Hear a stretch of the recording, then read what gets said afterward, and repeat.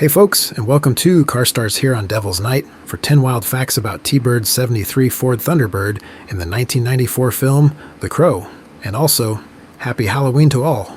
Fact number 1.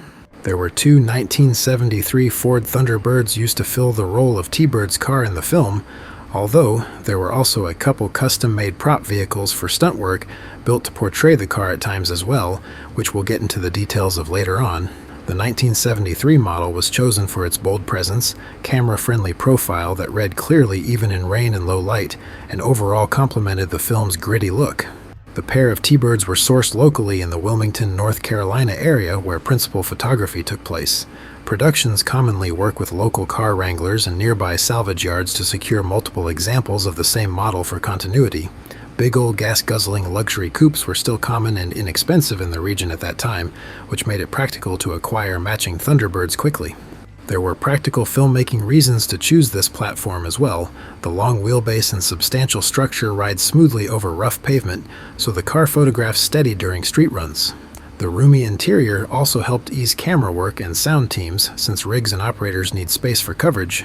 Parts and trim were widely available in the early 90s, which reduces downtime during a tight schedule and makes continuity easier across multiple takes and multiple cars. Fact number 2. These hefty old birds ran their stock 429 and 460 big block V8s outputting 200 to 220 net horsepower. So, yes, the blower scoop we see poking out of the hood is indeed just a non-functional prop piece, unfortunately, but these large displacement V8s were tuned for low RPM pull rather than high revs, so generous torque was there. In heavy personal luxury rides like these, that combination still delivered easy acceleration and quiet cruising while leaving enough reserve to move the car promptly when needed. On the road, it felt unhurried but confident. The 3-speed C6 automatic managed the car well, loafing along at highway speeds and delivered its best shove at the bottom end. The car's weight and long wheelbase asked for steady pull rather than sprints, of course, though.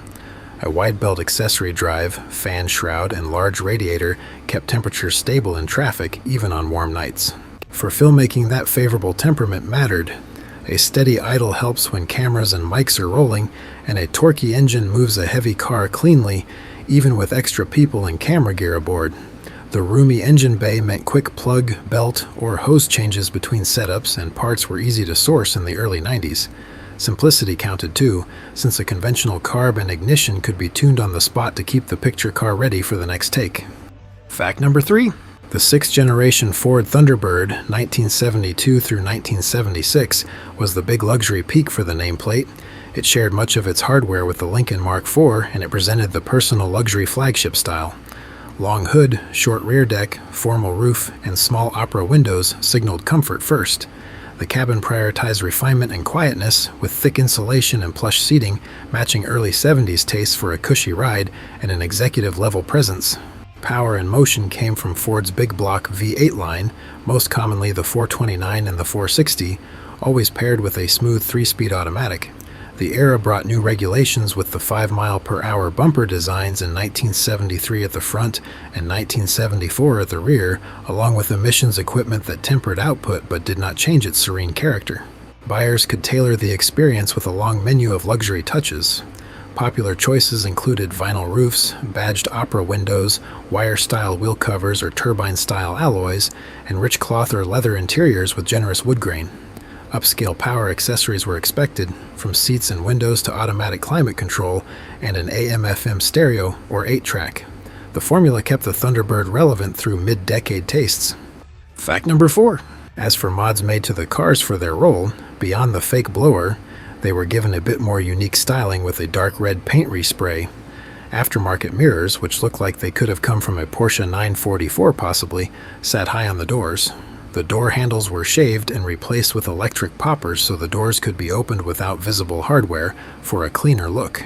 A chrome push bar was attached to the front bumper, and somewhat unusual for the car type, chrome side exit exhausts ran along the rockers. Those changes doubled as character cues. The overall effect turned a formal luxury car into something that looked predatory on the rain-soaked streets. Further underbody flare carried the attitude on screen even more. Yellow underglow lighting was added and is highly visible in night shots, giving the car somewhat of a halo against wet pavement. The aftermarket, what appears to be US Wheel Brand Modular Series 97 chrome 10-hole wheels, amped up the aggressive look even more. Fact number 5. The car that we see get blown up in the famous T-Bird explosion scene wasn't actually a car at all, but a lightweight fiberglass shell built to read as the Thunderbird at a distant glance mounted on a low-rolling fabricated chassis that the effects team loaded with timed pyrotechnics. They then rolled it along a guided path and sent it off the pier without risking a running picture car, or any stunt workers for that matter.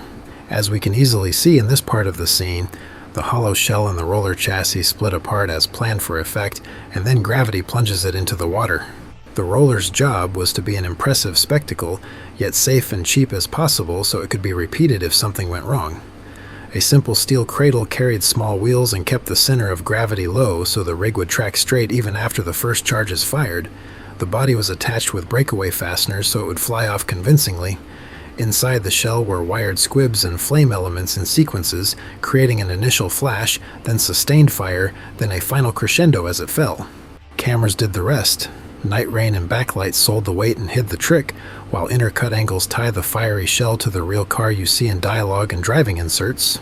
Quick cuts from interior close-ups to exterior wides make the action feel continuous.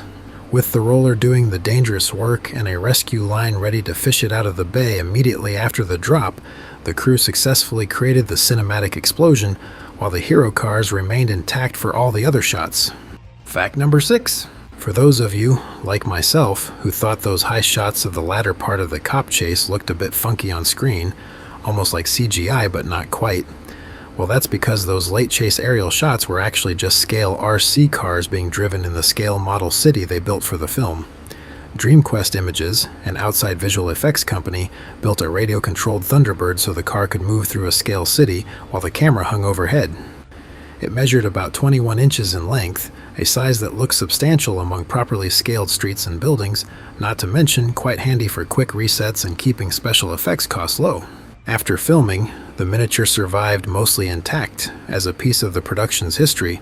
It later appeared in an online entertainment memorabilia auction in late June 2021, where it drew interest from fans of the movie and practical effects collectors alike.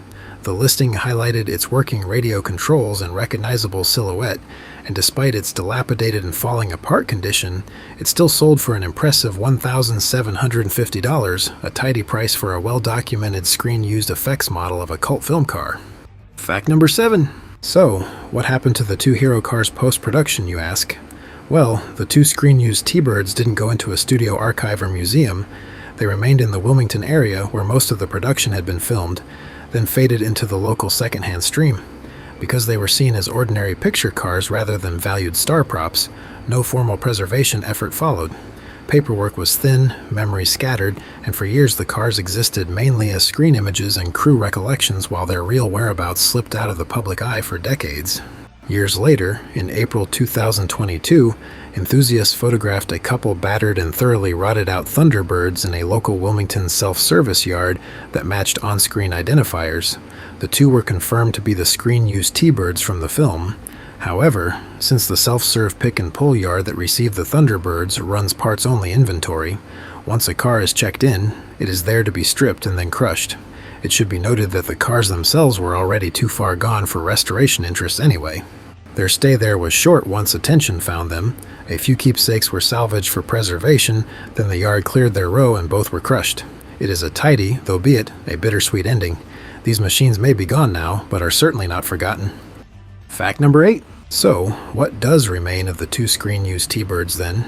Well, once word spread about the Crow Thunderbirds resurfacing and just sitting out there in the Wilmington Row, collectors went scavenging for pieces to claim as memorabilia. The chromed front bumper push bars came off first, since it is a signature touch unique to the screen cars and makes an interesting display piece. The single-year-only design full-width 73 tail lamps were also must-haves for collectors as well. Those two larger parts became the anchor artifacts that most people still talk about today. After the headline parts, smaller keepsakes followed.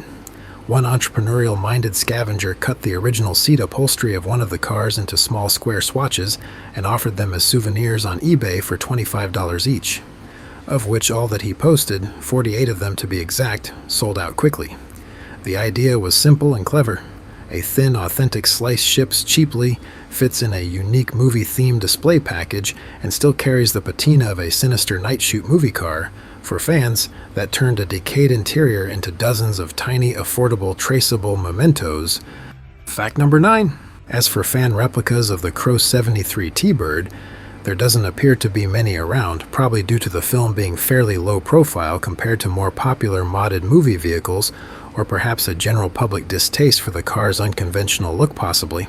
Regardless, I did come across a couple modded 73 T-Birds that at least seem to be going for a similar look, and unexpectedly, both are actually located outside the US, the closest one being this slick-looking red Custom 73 here, shot at an interesting, almost cinematic angle. Then there's this dark green creation here, going for something somewhat similar, albeit a darker, lower slung take on the style, but both look pretty cool anyway. Fact number 10. Looking into the scale model world, as you might expect considering the car wasn't a main character car of the film, you won't find many direct replicas of the film car out there. There's not much of any 6th Gen T-Bird scale models around in general, really. But let's see what we do have available anyway. As for die-cast cars, the only direct replica of T-Bird's Custom 73 available is this 1/64th scale one here from Greenlight, and it's actually quite detailed for its size. These can still be had on some current retail markets and eBay for around the $15 mark. As for plastic model kits, unfortunately I could not find a single 6th generation Ford Thunderbird model kit available anywhere. In fact, the closest thing I could come across at all are a couple 7th generation 1/25th scale 1977 T-Birds on eBay, one being a resin kit and the other a printable 3D model set. But despite a number of differences from a 73 T-Bird, I'm sure someone could customize one into a nice replica. Well, there you have it, folks. Thanks for watching, and make sure to hit that subscribe button if you like what you saw here. You guys are all great. See you next time.